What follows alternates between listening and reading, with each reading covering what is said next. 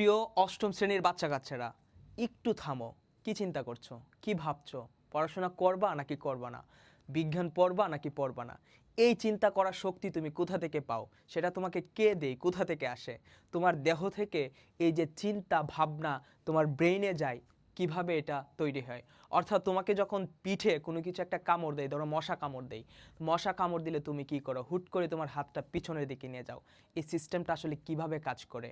তোমার ব্রেনে কিভাবে সিগন্যাল যায়, ব্রেন থেকে সিগন্যাল কিভাবে হাতে আসে, হাতই বা কিভাবে হুট করে তোমার পিঠের দিকে চলে যায়, এই পুরো বিষয়টা আজকে আমরা আলোচনা করব তোমাদের পঞ্চম চ্যাপ্টারের সমন্বয় ও নিঃসরণ বিজ্ঞান বইয়ে যেটা আছে সেইখানে আমাদের স্নায়ুতন্ত্র অর্থাৎ নার্ভাস টিস্যু নিয়ে আমরা আজকে আলোচনা করব। নার্ভাস টিস্যু যখন তোমরা পড়তে যাও, এই চিত্রটা দেখে তোমাদের অনেক কঠিন লাগে, মনে হয় যে এটা কিছুই বুঝতে পারতেছো না, এত কঠিন কঠিন শব্দ বোঝা যাচ্ছে না। সেই কঠিন শব্দ আজকে পানির মতো সহজ হয়ে যাবে। কিছুক্ষণ সময় আমার সাথে থাকো, আমি তোমাদেরকে পুরো বিষয়টা একদম সহজ করে বুঝিয়ে দিচ্ছি। দেখো, এই যে আমরা দেখতে পাচ্ছি আমাদের এই চিত্রটা ঘুরছে, এটাকে বলা হয় নার্ভাস সিস্টেম অথবা স্নায়ুতন্ত্র বাংলায় যদি বলি। তো নার্ভাস সিস্টেম বা টিস্যু যদি আমরা চিন্তা করি, বা স্নায়ু টিস্যু যদি আমরা চিন্তা করি, টিস্যু মানে হচ্ছে অসংখ্য কোষের সমন্বয়ে একটা টিস্যু। সবচেয়ে বড় অর্থাৎ তোমার দেহে সবচেয়ে বড় টিস্যু হচ্ছে এই নার্ভাস টিস্যু বা নার্ভাস সিস্টেম যেটা আছে, নার্ভ কোষ যেটা আছে বা স্নায়ু কোষ যেটা আছে, বুঝছো? এই স্নায়ু কোষের গাঠনিক একক হচ্ছে তোমার নিউরন, যেটা দিয়ে এটা চলে। স্নায়ুকোষ যেটা দিয়ে চলে তার নাম হচ্ছে নিউরন। আজকে আমরা পুরো আলোচনাটা করব নিউরনকে ঘিরে। তাহলে দেখো, এইখানে দেখা যাচ্ছে এটা পুরো একটা নার্ভাস সিস্টেম। এই সিস্টেমটাকে যদি আমরা ভাঙি, আমরা ভেঙে গিয়ে পাবো প্রথমে একটা নার্ভ কোষ অর্থাৎ স্নায়ুকোষ। এই স্নায়ুকোষ কি দিয়ে গঠিত, বা তার গাঠনিক একক কি? তার গাঠনিক একক হচ্ছে আমার নিউরন। এখন আমরা একটু নিউরনকে নিয়ে পড়াশোনা করব। নিউরনের টোটাল দুইটা অংশ থাকে। একটা অংশ হচ্ছে আমাদের দেহকোষ, আর একটা অংশ হচ্ছে আমাদের প্রলম্বিত অংশ। প্রলম্বিত অংশ এবং দেহকোষ, এই যে আমরা কোষটা দেখতে পাচ্ছি, এটা অনেক সময় এই যে দেহকোষটা আছে, দেহকোষটাকে বলা হয় অনেক সময় গোলাকার, ডিম্বাকার অথবা নক্ষত্রাকার। দেখো, এটা নক্ষত্রের মতো, বুঝছো? মানে সূর্যের মতো আর কি, আলো দিচ্ছে এরকম বোঝা যাচ্ছে। বুঝতে পেরেছো এটা? এখন এইখানে কোন অংশটা কি, কিভাবে আমরা ডিফাইন করব সেটা একটু দেখি। দেখো, এই যে পুরো অংশটা দেখতে পাচ্ছি আমরা, এই যে এই পুরো অংশটা, এই পুরো অংশটাকে বলা হয়, এই যে আমি তোমাদেরকে একটু এঁকে দেখাচ্ছি, দাঁড়াও। এই পুরো অংশটাকে বলা হয় আমার দেহকোষ। দেহকোষ। আরেকটা হচ্ছে প্রলম্বিত অংশ। প্রলম্বিত অংশ হচ্ছে দুইটা, এটা একটা, এটা একটা, আরেকটা হচ্ছে, এটাকে বলা হয় প্রলম্বিত অংশ। বুঝছো? প্রলম্বিত অংশ, প্রলম্বিত অংশ, এই হচ্ছে আমার একটা অংশ। আর এই যে পুরাটা দেখালাম, এটার নাম হচ্ছে দেহকোষ। বুঝছো? আজকে একদম সহজ হয়ে যাবে, আর ভুল হবে না কখনো। দেহকোষ, দেহকোষে দেখো নিউক্লিয়াস আছে, সাইটোপ্লাজম আছে। এই যে গোল অংশটা দেখতে পাইতেছো, এটা হচ্ছে নিউক্লিয়াস। আর এই যে ফুটা ফুটা যেগুলো দেখতে পাচ্ছ, এগুলো হচ্ছে আমাদের সাইটোপ্লাজম। বুঝতে পেরেছো? এই হচ্ছে আমাদের দেহকোষের কথাবার্তা। এখন দেহকোষের সিগন্যাল কিভাবে আসে সেটা আমরা একটু দেখি। দেখো, আমি বলছিলাম প্রলম্বিত অংশ। প্রলম্বিত অংশ হচ্ছে দুই প্রকারের, দুইটা। একটা হচ্ছে অ্যাক্সন, এই যে এই অংশটা দেখতে পাচ্ছি, পুরো অংশটাকে বলা হয় অ্যাক্সন। কি বলা হয়? অ্যাক্সন। বুঝছো? আর এই যে এটা, এই যে এইভাবে যে যাচ্ছে, এই যে এইগুলাকে বলা হয় ড্যানড্রন। এগুলাকে কি বলা হয়? ড্যানড্রন। এই যে এগুলাকে বলা হয় ড্যানড্রন। বুঝছো? তোমাদের বইয়ে একদম স্পষ্ট লেখা আছে, এগুলাকে বলা হয় কি? ড্যানড্রন। এখন দেখো, এই ড্যানড্রন থেকে যখন আরো শাখা প্রশাখা আসে, এই যে এই শাখা প্রশাখাগুলা হয়, এই যে এরকম ছোট ছোট দেখতে পাচ্ছ, এই যে এইগুলাকে বলা হয় ডেনড্রাইট। ডেনড্রাইট, একদম পানির মতো হয়ে যাবে আজকে, ডেনড্রাইট। বুঝতে পারছো? ডেনড্রাইট। এখন কি কি ঘটে এইখানে দেখো, এই অংশটাকে বলা হয়, এই অংশটাকে বলা হয় কি? Myelin sheath. মায়োলিন সিথ, এই যে দেখতেছো শিকলের মতো একটা একটা করে গুটি গুটি গুটি গুটি অংশ, এগুলাকে বলা হয় মায়োলিন সিথ। ওকে, মায়োলিন সিথ। পড়া কি কঠিন? পড়া কঠিন না। আর এই যে গুটি বা এই গিট্টুর মতো যে একটা অংশ আছে, দেখছো? গিট্টুর মতো অংশটাকে বলা হয় রেনভিয়ারের পর্ব। রেনভিয়ারের রেনভিয়ারের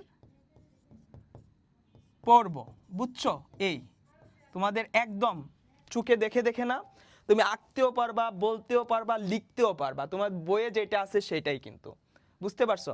এখন আসো আমরা এটা কার্যকারিতা নিয়ে একটু কথা বলি, কিভাবে এটা কাজ করে। আমি বলছিলাম না এই যে ডেনড্রাইট, এই ডেনড্রাইট এটা হচ্ছে আমার একটা নিউরন, এটা হচ্ছে স্নায়ুকোষের একক।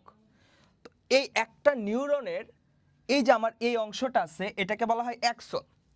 অ্যাক্সনের একটা প্রান্ত ধরো হচ্ছে এই প্রান্তটা, এই প্রান্তটা ডেনড্রাইটের একটা প্রান্তের সাথে, মানে আরেকটা কোষের, এই কোষের না কিন্তু, এই কোষের না কিন্তু, আরেকটা কোষের ডেনড্রাইটের সাথে মিলিত হয়। অর্থাৎ অ্যাক্সন, অ্যাক্সন আর হচ্ছে প্লাস ডেনড্রাইট, দুইটা আলাদা আলাদা কোষের, এরকম দুইটা আলাদা আলাদা কোষ নিব আমরা একটু পরেই দেখতেছি।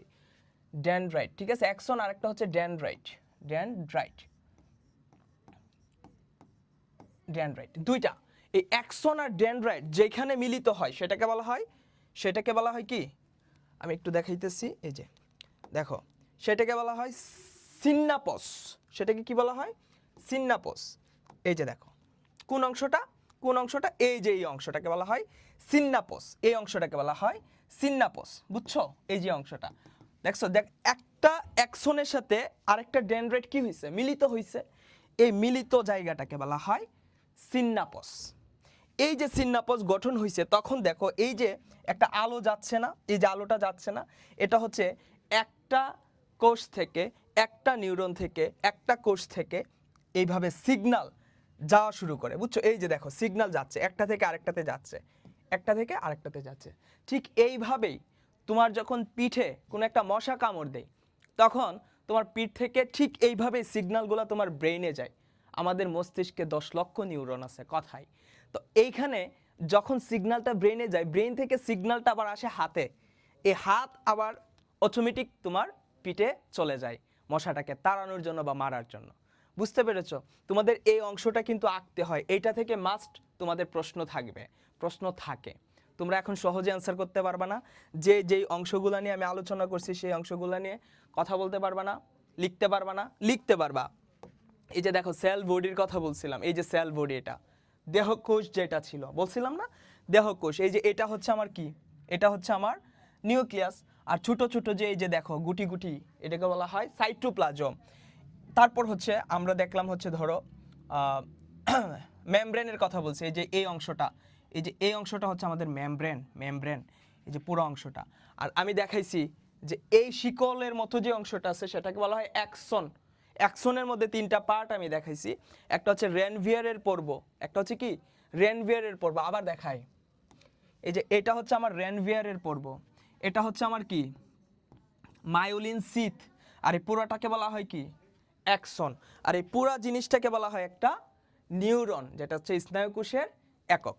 আর এই যে এটা হচ্ছে আমার নিউক্লিয়াস গোল অংশটা, ছোট ছোট গুটি গুটি যে অংশগুলো আছে সেগুলোকে বলা হয়, সেইগুলোকে বলা হয় সাইটোপ্লাজম। এই যে এই অংশটা এইভাবে বড় হচ্ছে এইগুলোকে বলা হয় ডেনড্রন। ডেনড্রন থেকে যেগুলো উৎপন্ন হয় সেগুলোকে বলা হয় ডেনড্রাইট। এই তো কাহিনী।